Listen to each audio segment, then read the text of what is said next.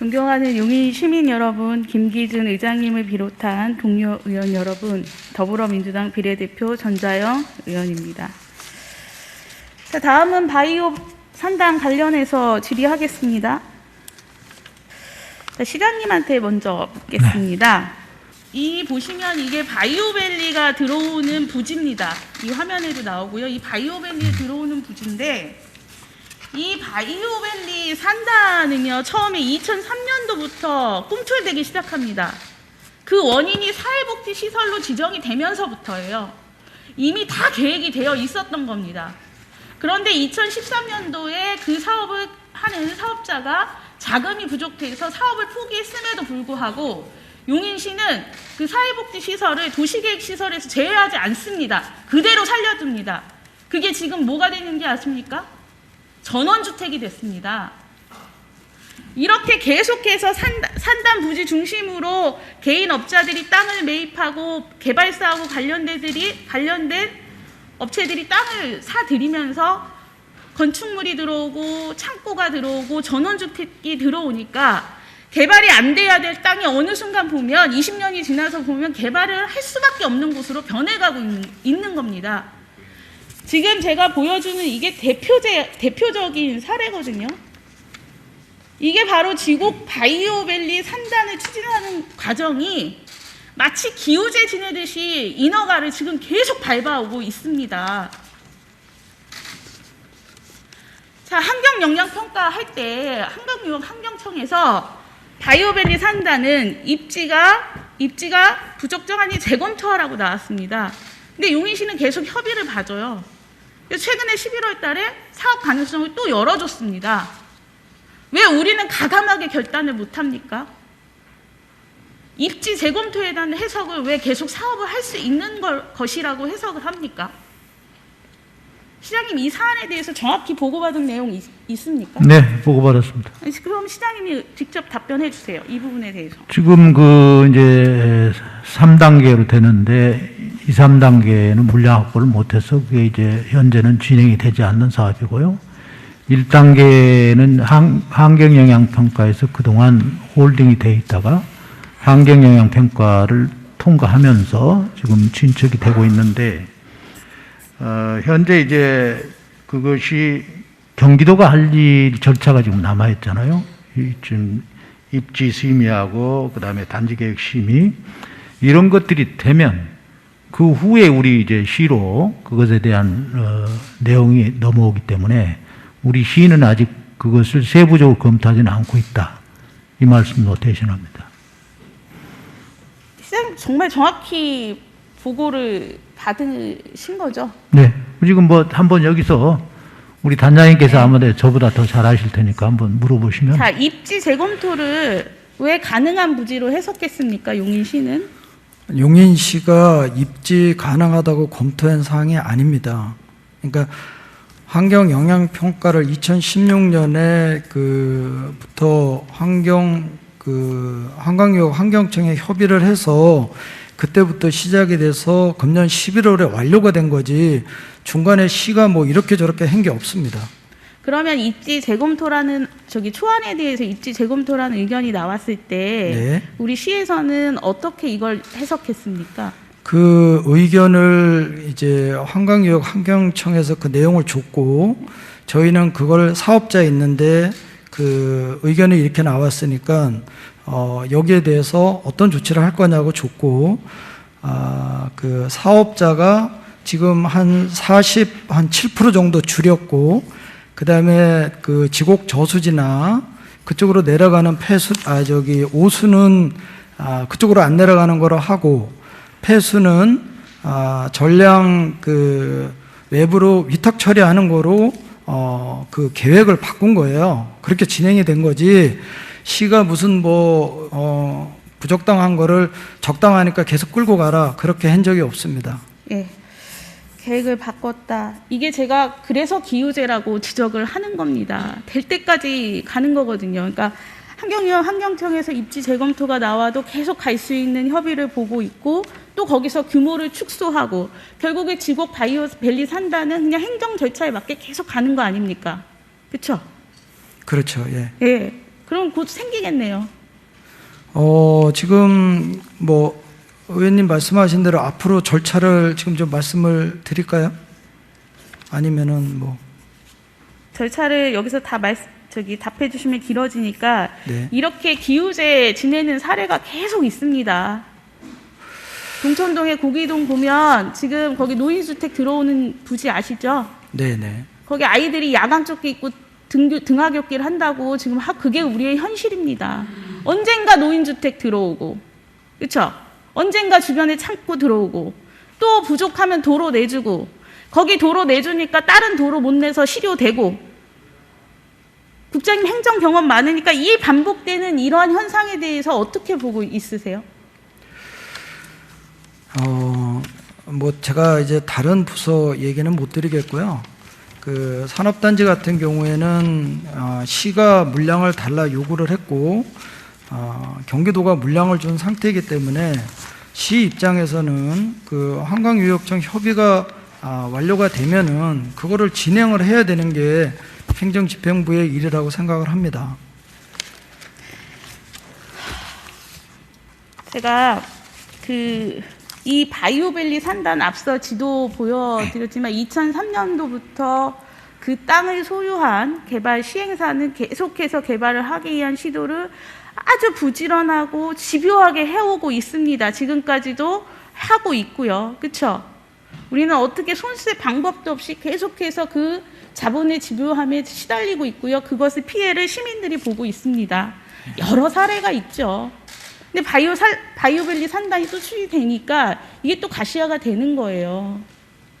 자, 인허가를 기우제 지내듯이 하다 보니 바이오밸리 산단대로 지금 가고 있지만 이미 우리가 학습이 됐습니다, 시장님. 네. 어디서 학습이 됐냐 하면 지곡 일반 산단하고요, 기흥 힉스하고요, 완장 일반 산단에서 이미 학습을 했습니다.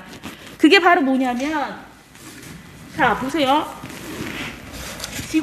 지곡 바이오밸리 산단, 이 인허가를 기우제 지내듯이 2003년부터 쭉 지금까지 해왔습니다.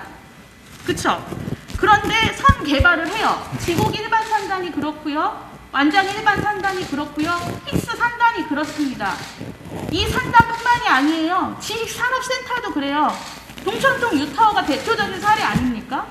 이걸 계속 반복하고 있는 거예요. 왜냐하면 먼저 개발을 했어요.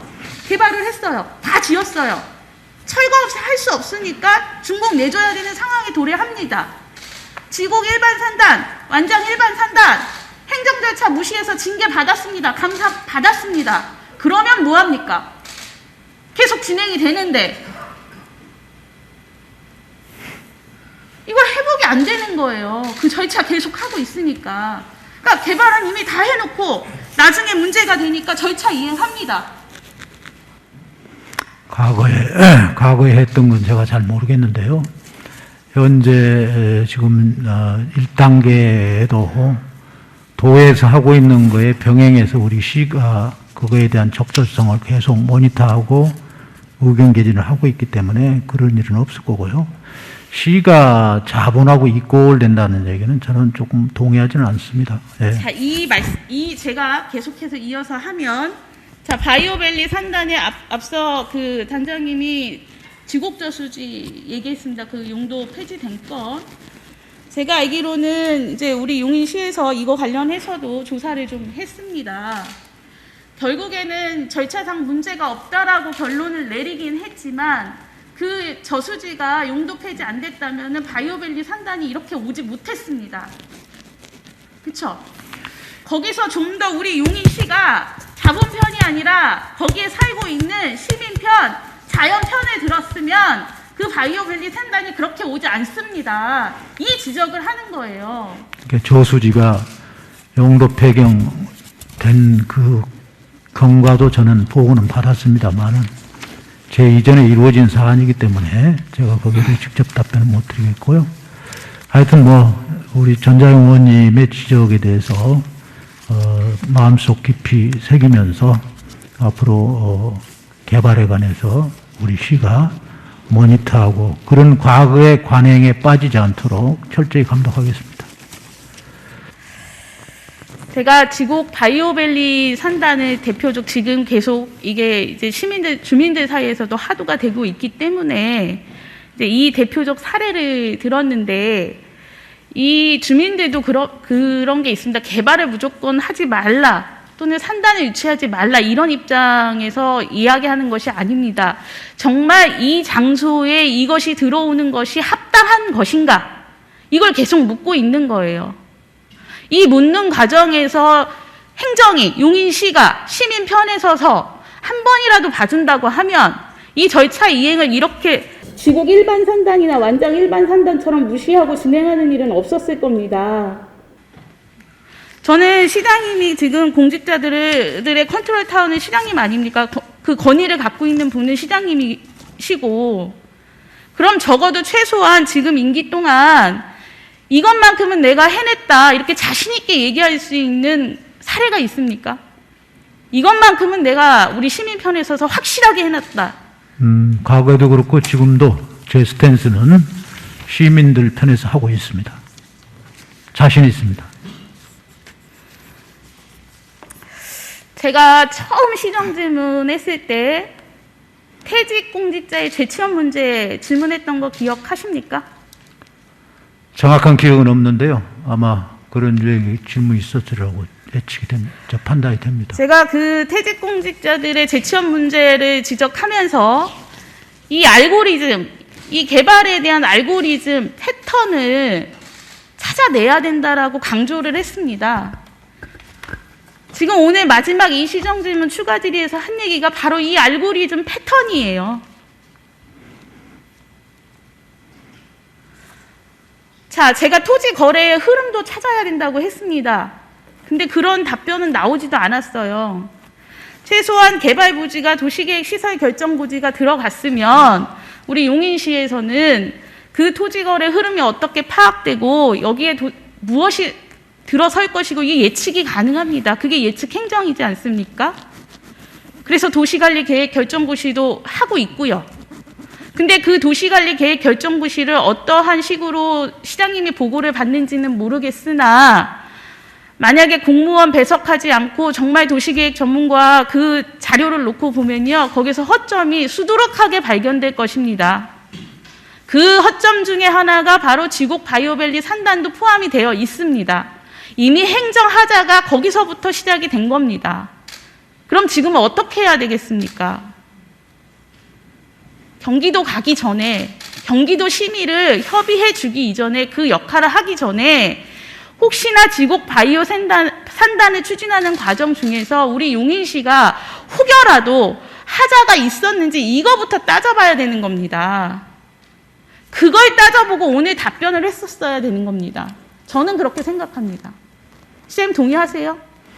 일부. 네, 저는 이 절차가 우리 환경영향평가는 한강사업소에서 하는 것이고, 그 다음에 이제 넘어가는 것은 경기도로 이제 넘어가기 때문에 그 과정 속에서 우리 행정 절차를 하는 것에 대해서 지금 의원님께서 말씀하시는 내용에 우리 시 직원들이 관여했거나 거기에 절차상에 정말 개발업자의 편에 서서 일한 사항이 있다면 조사하겠습니다. 네. 아주 철저하고 냉혹하게 해 주십시오. 자, 제가 앞서 시정 질문했던 내용 중에 퇴직 공직자들의 재취업 문제 거론을 했고요. 제가 그 두 번째로 했던 게 농서리에 30여 년 전 쓰레기 매립장 후에 들어섰던 체육시설 문제 제기했습니다. 그건 역시도 이 인허가 과정에서 누군가 눈 질끈 감고 지금 특정 기업이 돈을 벌어가고 있습니다. 침출수가 어디로 새어가는지도 모르는 채.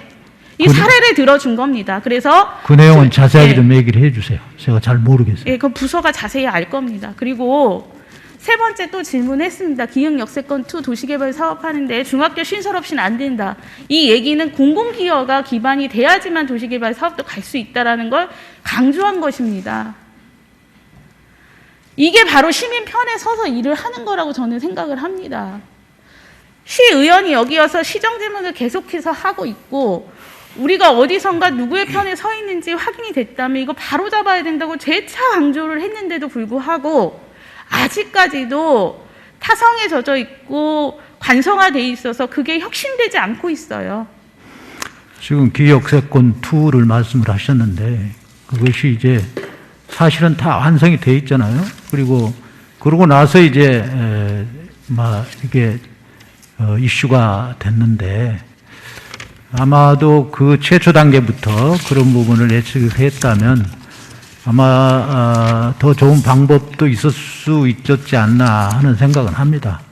다만 그것은 교육청에서 판단한 것들이 굉장히 주도하기 때문에 예. 아마도 시에서 조금 역부족이었지 않나 하는 생각을 합니다. 시장님은 아마 그래도 공직사회를 신뢰하기 때문에 그런 답변을 하시는 걸로 제가 좀 이해를 하겠고요. 한 사례만 제가 들겠습니다. 지곡 일반 산단, 이번에 감사받은 일반 산단에 이제 기업을 유치하는 과정 중에 우리가 행정 잘못한 거를 감사관에서 발견해서 이제 이제 신분상의 조치를 했는데 경기도 심의 올라가는 과정 중에 이런 걸 경기도에서 요구했습니다. 공공기여 얼마나 할 것이냐. 그래서 본 의원이 자료를 요구했습니다. 산단부서에 공공기여 한 사례 좀 달라고. 해당 없음으로 왔습니다. 경기도 심의 받을 때는 공공기여 하겠다고 얘기하고 본 의원이 자료 요청한 거에는 해당 없음으로 보내고. 제가 저 시의원인데도 이걸 믿기가 어려운데 시민들은 이거 믿고 우리 행정을 맡길 수 있겠습니까? 시민의 삶을 믿고 맡길 수 있겠습니까?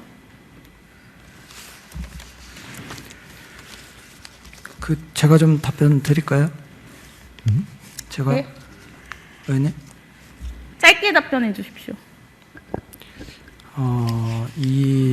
그러니까 지곡 일반 산업단지는 그 램 리서치 들어온 뒤가 지금 거의 80% 이상 공사가 진행이 됐고 그 전에 그 어떤 기반 시설이나 이런 것들이 다 끝나 있는 상태였기 때문에 그리고 거기가 어떤 주민들이 살고 있는 부분도 아니고 진짜 주차장을 줘도 주차장을 시가 관리할 수 있는 입장이 아니었기 때문에 의원님이 좀 이해를 해주시고 예. 그 부분에 대해서는 경기도 산업단지 심의위원회에서도 특별한 의견 없이 그렇게 좀 정리가 됐습니다. 그러면 심의위원회에서 나온 내용들은 그냥 그걸로 정리하는 걸로 마친 거예요? 네네. 참 안타깝네요. 우리 용인시가 어떻게 해서든 시민들의 삶의 질을 높이고 편안하게 해주기 위해서 어떻게든 하나라도 더 요구하고 공공기여를 요청해야 된다고 생각을 하는데 경기도 심의에서는 구체적인 공공기여 방안 마련 제시 이런 걸 요구했음에도 그냥 협의를 했다는 거예요. 아니 이제 산단이 조금 틀린 게 아파트 짓는 데야 아파트 분양가와 관련되지만은 법에 없는 거 알고 있습니다. 일정 정도. 법에 관련 없는 게 아니라 이거를 그 땅값을 올리게 되면 공공기여나 이런 게 결국은 땅값이 올라가는데 조성원가 올라가는데 땅값 올라가는 거를 왜 국장님이 걱정합니까? 아니 그러니까 좋은 기업을 유치를 개발업자가 해야잖아요. 걱정할 일을 왜 그것까지 시가. 걱정하고 있습니까? 자, 됐습니다. 이상 제가 이제 발언하겠습니다. 제가 여러 가지 사례를 들었습니다, 시장님. 저는 시장님이 이거 보고받고 그냥 이렇게 됐구나 처리했다 이럴 게 사안이 아니라고 생각을 합니다. 용인시는 지금 산업단지가요, 도시첨단 산업단지 8개, 일반 산업단지 17개, 물류단지 8개, 지식산업센터 21개. 그러니까 인허가 지금 절차 받고 있고 계획하고 있는 게 이렇게 많습니다. 지식산업센터는 투기꾼들이 완전 먹잇감이 되고 있는 상황이에요. 이거 잘 관리해야죠.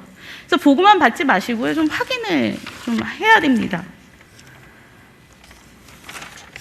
마무리를 좀 하겠습니다. 이 부분은 제가 확인을 하라고 했으니까 아마 시장님이 확인해서 시장님이 답을 줄 거라고 생각하고요. 정책은 권위가 있고 좀 신뢰가 뒤따라야 됩니다. 이 신뢰가 무너지면 믿음이 안 가기 때문에 주민들이 불안해질 수밖에 없습니다. 아무리 좋은 일이라도 이 신뢰가 밑바탕에 깔려야 됩니다. 이 신뢰를 회복하는 과정에서는 행정 절차에 하자가 없는지 반드시 확인해 주시고요. 저는 시장님한테 제가 시의원으로서 좀 이런 말씀을 좀 드리고 싶습니다. 저도 마찬가지지만 해가 뉘엿뉘엿 질 때 되면 굉장히 바빠집니다. 분주해집니다. 그럴수록 여유를 좀 가지십시오. 꼭 내가 임기하는 동안 가서 첫삽 뜨고 테이프 끊지 않아도 그 공은 다 시민들이 기억할 수밖에 없습니다. 이 점 좀 명심해 주시기 바랍니다. 고맙습니다. 예, 끝까지 경청해 주셔서 감사합니다. 이상으로 추가 질문을 마치도록 하겠습니다.